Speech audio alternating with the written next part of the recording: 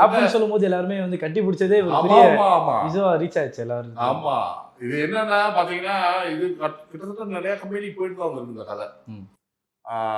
Balu Mahendra sir சொன்ன மாதிரி தான் ஒரு நல்ல கதை வந்து தன்னை ஈர்த்துக்குமா.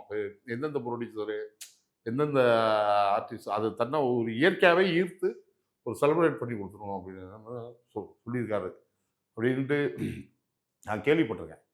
அதே மாதிரி தான் இந்த கதை எங்கெங்கேயோ போய் சிவாஜியன் சார்கிட்ட வந்து அவர் பார்த்தீங்கன்னா அவர் மேக்சிமம் இந்த ப்ரொடக்ஷன் பண்ணிட்டாரு, ஒரு பாட்டு பாடிட்டாரு, தன்னோட கடமை முடிஞ்சு போச்சு அப்படின்னு இருக்கலாம். அதை தாண்டி தேட்டராக வந்து அவரும் தேட்டராக மதுரை போய் இது போய் அவர் பண்ணணும்னா அவ்வளோ அவசியம் இல்லை. ஏன்னா இந்த அந்த கதையின் நம்பிக்கை, அந்த படத்தோட நம்பிக்கை அந்த மாதிரி தான் இது அப்படியே உருவானது தான் இது. மேக்சிமம் என் கேரக்டர் வந்து ஆக்சுவலி அவர் காளி வெங்கட் பண்ண வேண்டியது தான். அவர் தான் ஃபிக்ஸடு. அவர் வந்து வேற படங்கள் அவரும் எவ்வளோ அங்கேருந்து தேதி வாங்க பார்த்தாரு, அது முடியலை. அதுக்கு பிறகு தான் நான் போனேன் நான்.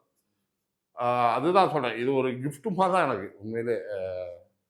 சிவமுருகேசன் சாருக்கு வந்து பெரிய நன்றி. அதாவது இந்த லிஸ்ட் இருக்கும்ல சில படங்கள் இவங்களாம் என் சினிமா வாழ்க்கையில் அதில் வந்து இவரும் இருப்பார்.